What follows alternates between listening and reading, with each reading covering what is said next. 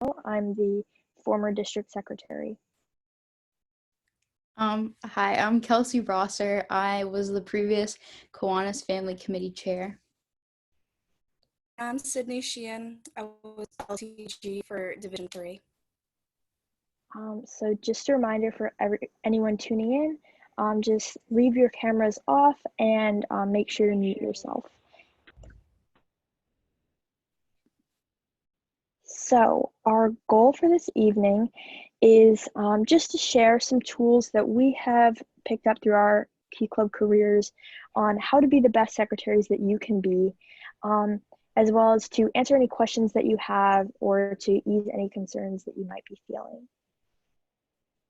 So just to go through our agenda, we are first going to review club directories, which you only need to submit once, and then secretary reports, which you should be submitting every month, any other duties that you'll have to cover, and then we'll have a Q&A session at the end. So to pose questions for the Q&A session, you'll notice that there's a chat feature if you're tuning in with us on Zoom, and you can use that to type in questions, and then we will get to those at the end. Okay, so first we have club directories. This is just so you know exactly what you'll be filling out. So first, most times to fill out the club directory, you will be going to our Key Club page on the internet. The link is over here on the right or on the left. Oh my goodness. But you'll want to go to the blue teal box where it says club directories and click there. So to start, it'll just ask some main questions about your club. So you want to fill it in with like your Key Club school, your division number, your sponsoring Kiwanis Club, your school mailing address, and certain mailing instructions. Following that it'll ask questions for each of your club officers. Name and email is required for all positions, but for president and advisors, it asks that your mailing address, your home phone, and email, those also be required for them, so then the district can send out information to them. Following this, it'll ask for your Kiwanis advisors information, your faculty advisors information, and just an alternative contact. And then lastly, it asks about the specifics of your club meetings. So what day of the week they are, their time, location, if you have a website or social media platform that you use to promote things from your club, and then just other contact information.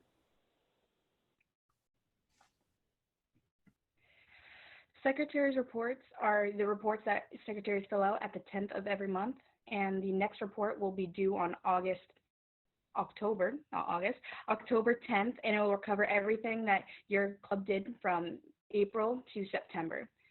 And that one's usually the hardest one. To start, you're going to go to the district website and click on Secretary's Reports.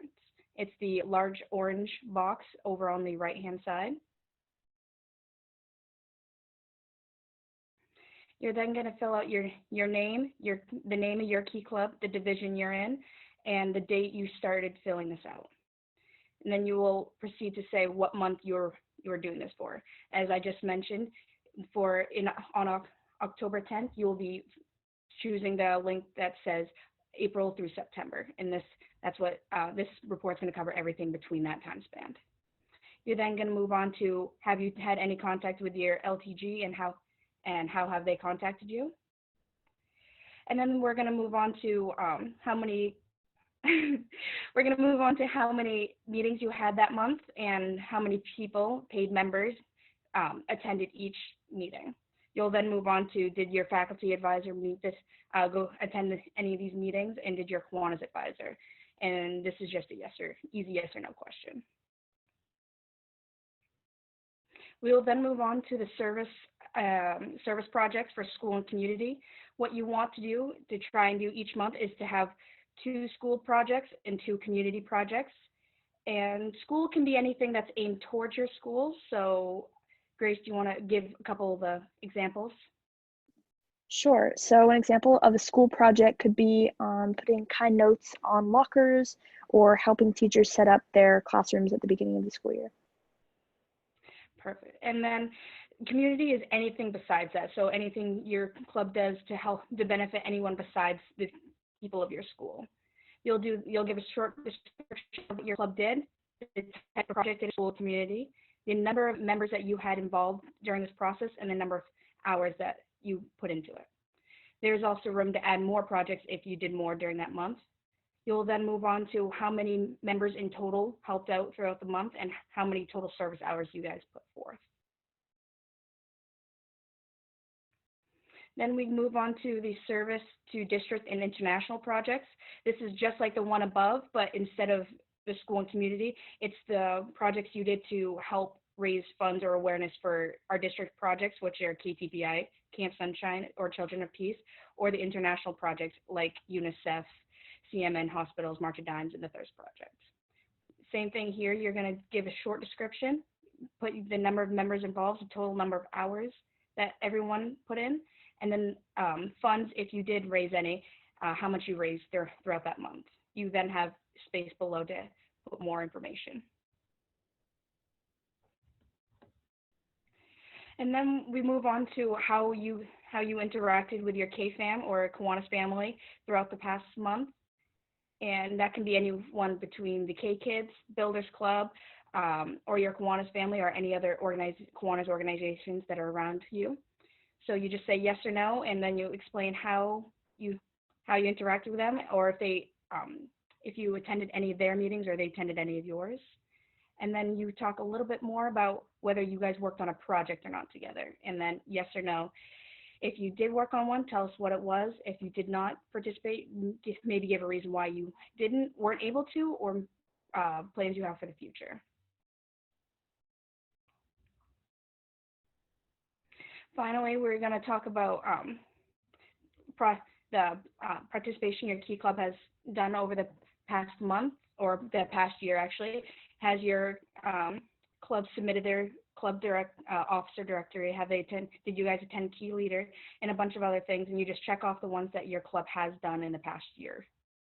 You then go on to include any information you think needs to be brought to the district secretary's attention for why you couldn't raise your points this month.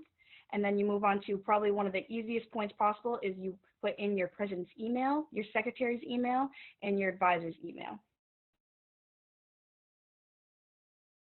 So now moving on to the rubric. So Sydney just explained how you fill out your secretary reports, but you may not know this, but your secretary reports are actually graded. And the scores that you earn are really important for a couple reasons. So if you have a really high score on your secretary reports, so you get a 12 out of 12, this can qualify you or your club to earn awards at DCON, our district convention. And if your club maybe doesn't score so high, this could also raise a little red flag for the rest of the district to show that maybe your club needs a little more help. So this can be helpful as well. So as I mentioned, secretary reports are graded out of 12 points. So your first point is just whether or not you submitted it on time, if you submitted it on or before the 10th of the month. So this is the easiest point that you can possibly earn. The next point that you can, 4 points that you can earn are for school and community service. So you earn 2 points for 2 school events and then 2 points for 2 community events. And as you can see, the most emphasis on the rubric is placed here because it's really important that you are doing service to your community. Next, we have 2 points for district and international service. So you get 1 point for district, 1 point for international service. And if you aren't sure maybe how to engage with your district projects or international projects, this is definitely something to reach out to your lieutenant governor about, because maybe they have some projects in mind that your club didn't know about, like Trick or Treat for UNICEF, or getting involved with KPTI. Next, we have 2 points for K-family involvement. So this is a point for your Kiwanis advisor or a Kiwanian attending one of your meetings, and then also another point for engaging with a K Family Club in a service project. So these points can be pretty easy to earn if you reach out to the K Family clubs in your community, because simply inviting them may be enough to get them on board. And then your last 3 points are just for contact information. So that's a point for your president's email, a point for yours, and then a point for your faculty or Kiwanis advisors. So to maximize your points, I like to think that any secretary can maximize their points regardless of the type of club that they come from. So I think of this as a stoplight or a traffic light. So first you have your green light points. These are the points that require almost no effort on behalf of your club, and it's really all you, and it's completely within your control. So you can get that 1 point for timeliness and 3 points for contact information every single month, no problem, ideally.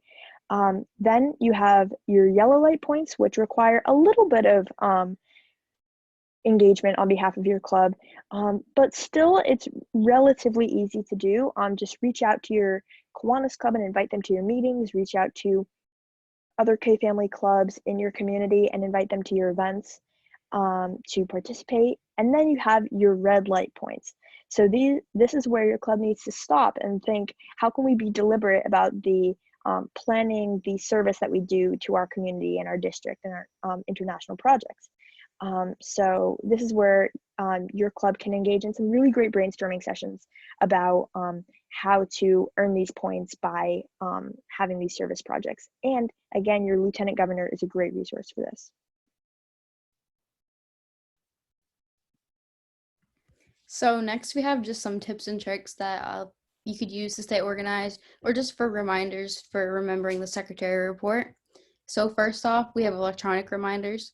You could always set yourself reminders on like your phone, your computer, things like that, for like reminding yourself a week before, oh, the secretary report's due, I should probably start working on it, get it done.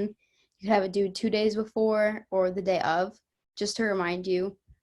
You could also have non-electronic reminders, so you could write it down on paper, a calendar, in your planner, or you could just have another person remind you, or multiple people.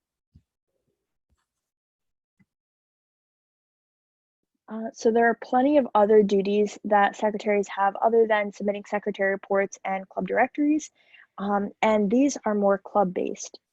So first of all, we have recording hours. So recording hours is so important. This is how you keep track of everything that your club has been doing throughout the month for your secretary report, and also throughout the year, just as a useful metric to see what you've done. Some clubs also require certain hour amounts for members to attend decon, and this is the way to figure out if certain members have qualified to attend the district convention.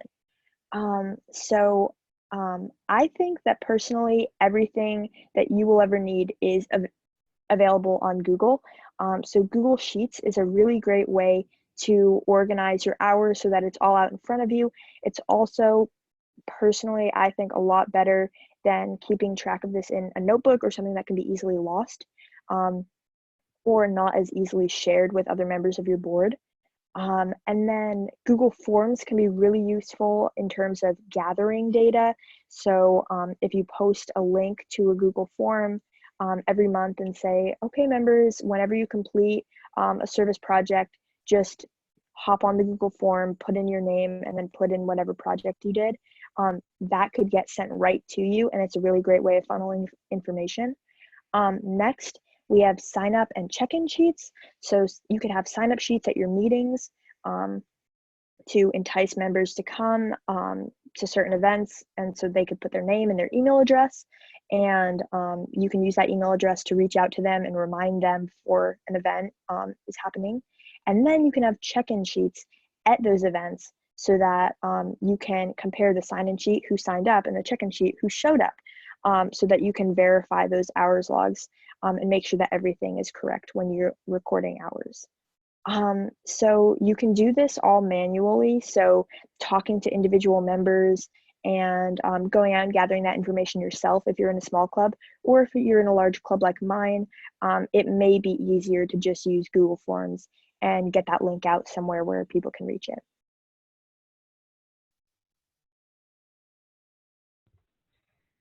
Tips for minute taking. Minute taking is one of the most important parts of becoming a secretary because they rely on you more than anyone to remember what was talked about during the meeting, what was decided, who decided to do what, and so on and so forth. So a big uh, tip to plan ahead is to use the agenda ahead of time. Know what's going to happen when it's going to be talked about. If they're going to talk about a service project in the middle, make sure you're prepared for that and any questions that might arise from that. And make sure you're being efficient, and you don't have to capture everything. Just because 14 ideas get thrown out there, try and make sure you highlight the main 3 that everyone really enjoyed, or the ones that were talked about the most. Everything doesn't need to be captured in one meeting. Just make sure you have notes of most that was talked about. And next is don't be afraid to ask questions.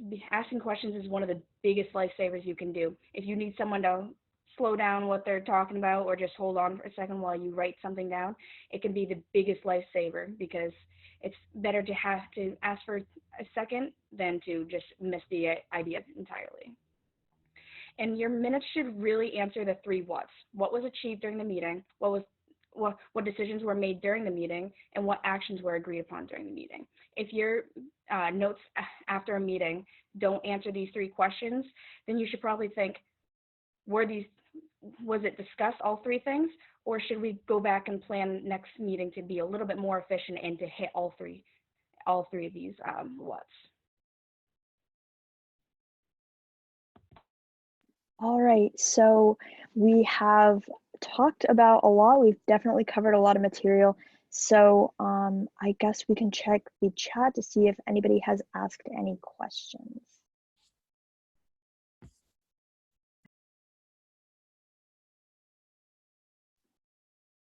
I don't know if I can do that since I'm sharing my screen. Do one of you guys want to see if there's any questions? Yeah, currently there are not any, but if anyone watching has any questions, don't be afraid to reach out and type them in the chat. So someone just asked, what happens if you can't get in contact with your Kiwanis? So that's a really good question. I know personally, sometimes when we have a hard time, we can go to a Kiwanis meeting if you have the capability to. If not, maybe try and find out someone else from the club, or potentially try calling them, I guess, or just find a new Kiwanis club. Yes, sometimes it can even be good to contact the district if your Kiwanis club is blatantly ignoring you or refusing to help. I've heard about a couple instances of that across the district, and sometimes it's best to just talk to the district and see if they could maybe use their authority to talk to the Kiwanis clubs. Okay, so we have another question. It says, are we allowed to go back to the secretary report after working on it, or does everything need to be done at once? There's actually a save feature, so you can do half of the report or just type in a couple things as you think about them throughout the month, and then save and quit, and then you can come back to it. However, I would recommend also saving that information in maybe a Google Doc or something, because I have heard about that save feature being a little faulty at times, and it would be a shame to lose your progress, but that is something that you can do. We have a third question. So what are other clubs doing right now to try to stay in contact? They have a group chat, but it's not very effective. And they also said, thank you guys, this is very informative. I know personally my club has been working really hard to try and just stay in contact, whether it's just an advisor sending something out, an update, or if it's our president reaching out to all of us, just saying, hey, what's everyone up to, double checking on everyone, make sure everyone's safe and happy. But right now it's really hard given the circumstances we are in. So having a little bit of patience is just the key to everything right now. But just check in on everyone if you can, even if it has to be individually. I know I personally come from a smaller club, so Grace can probably give the larger club expectations, but like from a smaller club, it's very easy to just reach out one-on-one, and that's what we've been utilizing. Yeah, I think group chats are really effective, and also the one-on-one method. Definitely you don't want to be meeting in person right now. So I think group chats, group FaceTimes are really great too, because I know sometimes on group chats people can hesitate to speak up, or sort of, lurk in the shadows. But when you're FaceTiming, it's a lot more open and the conversation is more free flowing.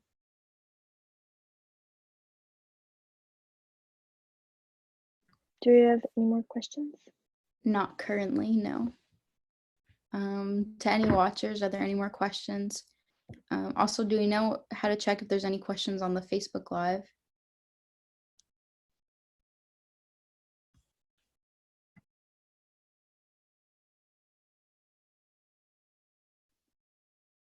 Mr. Bradford?